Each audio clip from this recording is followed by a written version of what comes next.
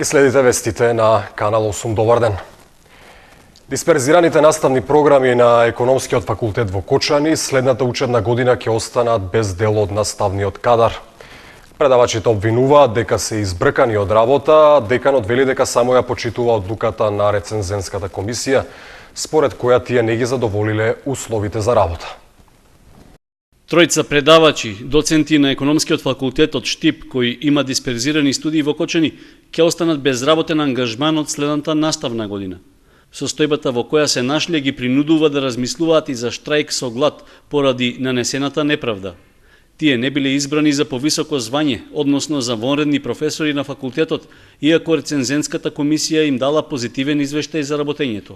На таквиот рецензенски извештај, кога дојде на наставнички да биде изгласан од наставничкиот, тоа не се случи, затоа што деканот со групата која ја менаџира едноставно, неаргументирано и без основ гласаше против позитивниот рецензенски извештај, што е едноставно нонсенс и представува кршење на сите законски прописи. Не смееме да дозволиме деканот и групата околу него да се однесува на начин на кој се однесува. Затоа што ако ова помине сега вака на нашиот случај, во иднина сите колеги, без разлика на квалитетот кој ќе го дадат во наставно-научниот процес, ќе бидат изложени на линч, односно, доколку не се со групата на деканот и посебно доколку средината е медиокритетска, таа нели нормално ќе биде поголема, можат многу лесно да бидат отстранети од работа, односно да се изврши обид за нивно отстранување од работа. Предавачите кои практично ќе останат без ангажман на факултетот велат дека нема да го премолчат ваквото однесување и ќе преземат соодветни мерки. Покрај правните мерки кои нормално од денеска натаму ние ќе си ги превземеме и кои ни стојат на располагање како правни лекови, од утре доколку ректоратот не застане на патот на самоволието на деканот на Економски факултет, јас и двајцата мои колеги со поддршка на Синдикатот за образование, наука и култура, од кој имаме комплетна поддршка, стапуваме во штрајк со глад. Деканот на Економскиот факултет вели дека тој нема вина во случајот, туку само ја почитувал одлуката на наставничкиот совет. Во овој случај, наставничкиот совет со 8 гласа против не им го усвои рецензенскиот извештај за избор во вонредни професори. По тоа гласање, јас како декан морав да го поставам за постојното звање, дали во постојното звање доцент да останат овие двајца професори, односно доценти на Економски факултет. Во тој случај се повтори исто така бројот на, мислам, кои гласаа против тоа, 8 наспроти 5. Деканот Фотов напомена дека незадоволните наставници можат да поднесат жалба против одлуката на наставничкиот совет на факултетот, пошто во рок од 15 дена ќе добијат ново мислење. Ако и тогаш се незадоволни, можеле да се жалат до Универзитетскиот сенат, но неговата одлука ќе била конечна.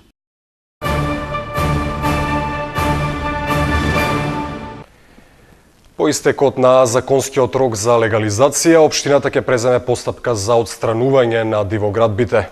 Веќе објавен тендер за избор на фирма што ќе ја изврши услугата, а се очекува активноста да се реализира уште во текот на летото. Општина Кочани ќе ги отстранува бесправно изградените објекти или делови од нив, како и оние што се третираат како времени, но немаат дозвола да ги користат јавните површини. За таа намена ќе бидат потрошени близу 5000 евра, што ќе и бидат исплатени на фирмата што ќе се ангажира за извршување на уривањето или отстранувањето.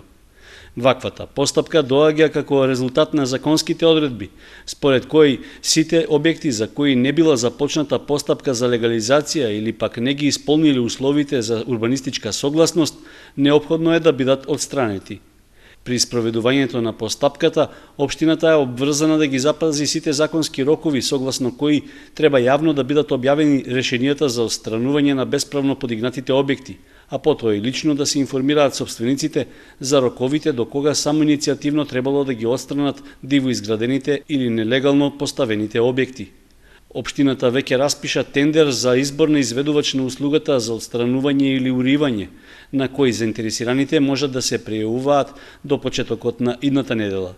Се очекува, доколку постапката помине без проблеми, активноста за отстранување на бесправно изградените објекти да започне уште во текот на летниот период. Доцни санацијата на Димитар Влахов. Раскопаната улица се гуши во прав. Од општината велат дека активностите ќе финишираат во догледен период. Интервенцијата на водоводната мрежа и реконструкцијата ќе остават улицата Димитар Влахов во дупки и прав најмалку до крајот на месецот. Според локалната самоуправа, плановите се фирмата изведувач за 15 на дена да започне со реверзибилните активности, што според проценките сообраќајот и движењето по една од најфреквентните улици во градот ќе се нормализираат на почетокот од август. Ископаниот асфалт и прашината станаа секојдневие. Олеснителна околност е што улицата има еднонасочен режим на сообраќај, така што возачите елегантно ја избегнуваат стандардната десна коловозна лента. Улицата беше раскопана нешто порано од почетокот на санационите активности. И тогаш имаше реакции од граѓаните, кои сега продолжуваат со забавувањето на динамиката на градежните работи, поради што улицата и тротоарот не се враќаат во правобитната состојба. Според груби проценки, реконструкцијата на улицата Димитар Влахов ќе чини околу 50.000 евра. Асфалтот се менува во должина од 425 метри со широчина на коловозот помеѓу 6 и 9 метри, а се поставуваат и ивичници на површина од 200 метри. Во проектот е опфатена и поправката на шахтите. Стеснат простор за сообраќај има и улицата Страшо Ербапче, каде во моментов тече операцијата за одвојување на фекалната од атмосферската канализација. Поради тоа возачите се принудени да маневрираат на спротивната коловозна лента. Запуштен плац од изгорена куќа во центарот на градот, кошмар за дел од жителите на Коле Неделков. Локацијата ја обраснува бујна вегетација, што представува опасност по нивната безбедност. Гнездо на влечуги и инсекти во центарот на градот. Запуштен плац на улицата Коле Неделков е претворен во кошмар и непријатност за жителите на околните куќи. Тие алармираат за несекојдневен проблем со кој се соочуваат десетина години. Проблемот овој кој што го гледате тука, сигурно е негде околу десетина години, трае. Лошо е што гледката е многу, мислам, необична, невообичаена, плюс тоа има мали деца тука, не смееш прозор да отвориш, мислам дека гледате доволно е ушумено. Сега да речам не е вкусно дека е тоа одговорност на газдата што си е на куќата, ама би требало до сега, нели, барем да го реши тај проблем, да се изчисти, да се изнесе ово, сепак другчие ќе биде, нели, кој ќе биде ова се израмнето и чистено. Гицови велат дека проблемот се повторува секоја година, од растот на вегетацијата на пролет, па се до есента, заради што сметаат дека е потребно неодложно решение. Ние така ќе се чувствуваме послободни, попријатна гледка ќе имаме, послободно дечињата надвор, нели, ќе се движат, ќе се играат. Јас имам 3 внукички, кои што двете се почесто по дворот сака да се играат, другото е помало и тоа ќе порасне и тоа треба, нели, да излава надвор. Имаме мрежи на прозорите, така да очу не смеме да отвориме, нели, прозори слободно и заштитуваме се на секој начин што можеме, ама мислам благодарно ќе биде ако газдата, нели, си го реше проблемо и така да ќе биде добро за сите, и за нас и за него. Плацот е целосно запуштен од 2005 година, кога куќата, од која сега се останати само темелите и мал дел од конструкцијата, изгорела во пожар. Какво е изгорело? Не се поврнал газ. И тоа така стое. Се измии, гуштери, секи не изјаст. Ја доби шикеру и се боскам од тоа. Како изгоре куќата. Па носи се смеса, носи се не само на нас. Ово никнало бозил, стрица чуда тоа. Овие за дека беа сука викаат дит за праз, ај ќе праз, ќе се гласеа за праз дит. Како изгоре куќа, са 40 и бие сам. Изгоре се за куќа не се поврнавиш. Ич не се поврна. Уште еден проблем со кој се соочува семејството Ѓоргиеви се и надвиснатите дрвја и гранки од задната страна на куќата, заради што биле принудени да изградат подпорен зид. На куќа се кине бутни кров озгор.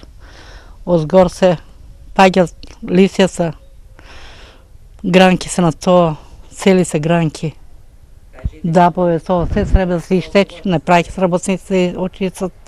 Проблемите од ваков тип се исклучителност во централното градско подрачје, Канал 8 неодамна алармираше и за напуштена куќа на фреквентно подрачје кај градскиот пазар, која може да се сруши во секој момент.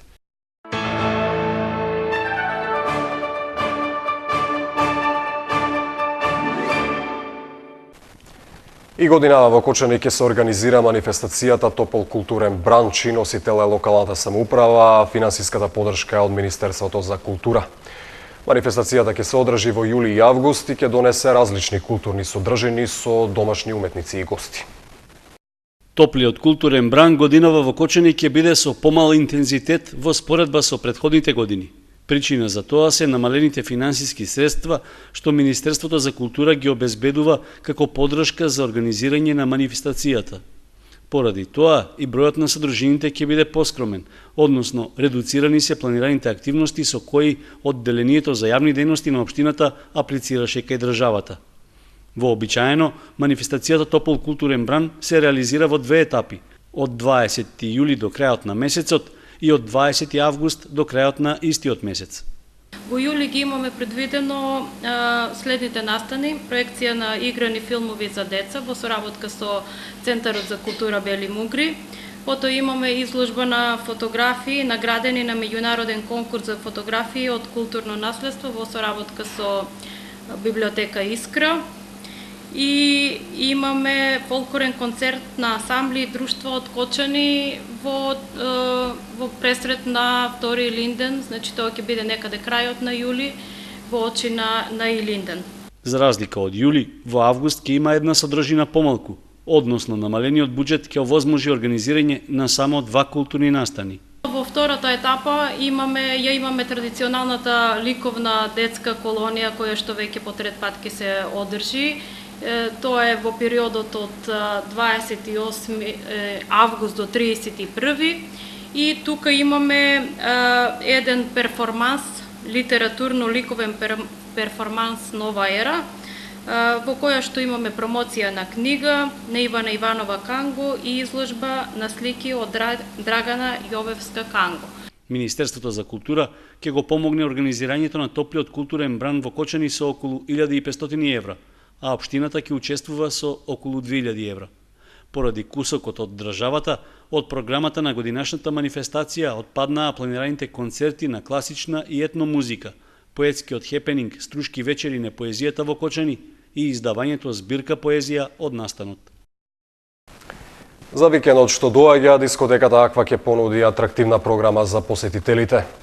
Уште малку време за нив да се снабдат со блок влезници за супер атрактивните гостувања најавени за петок и сабота. На 11 јули петок во дискотеката Аква гостува овогодишната македонска представничка на Евросонг Тијана Дапчевиќ.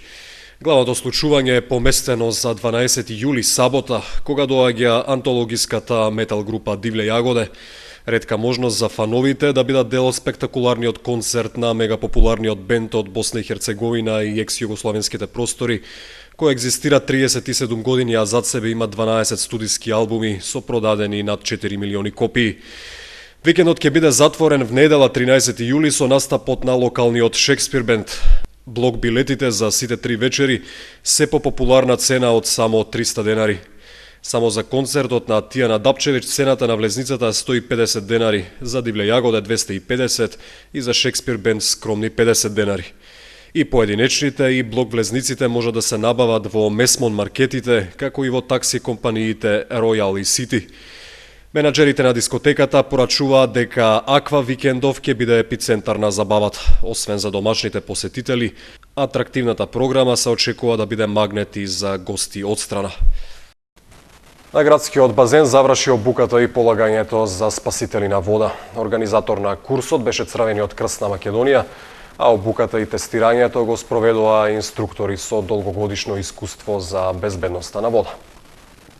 10 момчиња и една девојка успешно го положија првиот курс за спасители на вода што се одржа во Кочани. На градскиот базен тие ги покажаа вештините што ги научиле во изминатите 2 недели, при што инструктори им беа лица со повеќегодишно искуство во безбедноста на вода.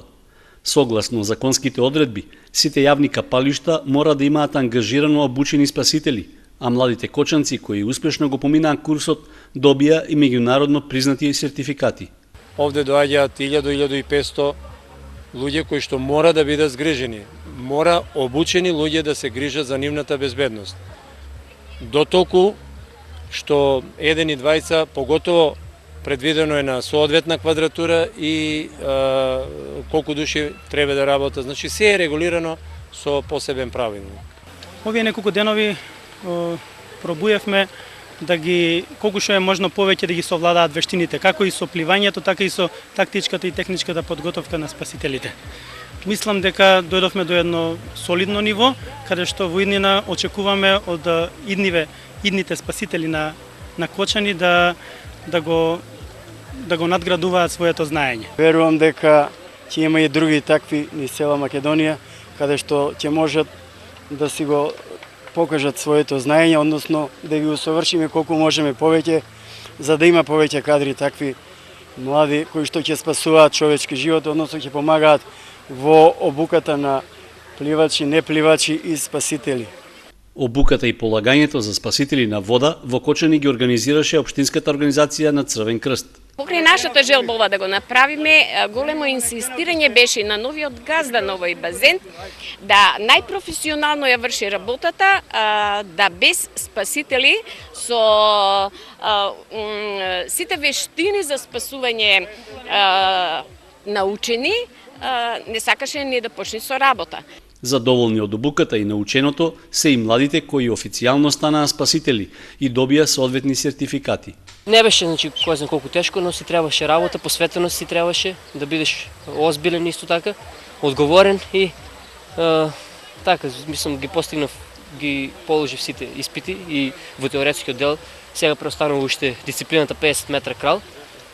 И мислам дека ќе совладам без проблеми таа техника и да се стекнеме со уверението со лиценца за спасител, што со текот на времето ќе собираме искуства, ќе надоградуваме и така. Секој што го сака пливањето може да успее, може да се приклучи кон спасителска екипа, да се чувствуваш храбар, да се чувствуваш дека можеш да помогнеш на човек, да спасиш живот, е нешто навистина многу големо и значајно. Според одговорните во Црвениот крст, ова нема да биде последна обука за спасители и безбедност на вода. Во план е, согласно потребите, слични обуки да се организираат на одредени временски периоди, со што поголем број млади луѓе ќе стекнат способност и знаење да помогнат во случај на давење или друга несреќа на вода.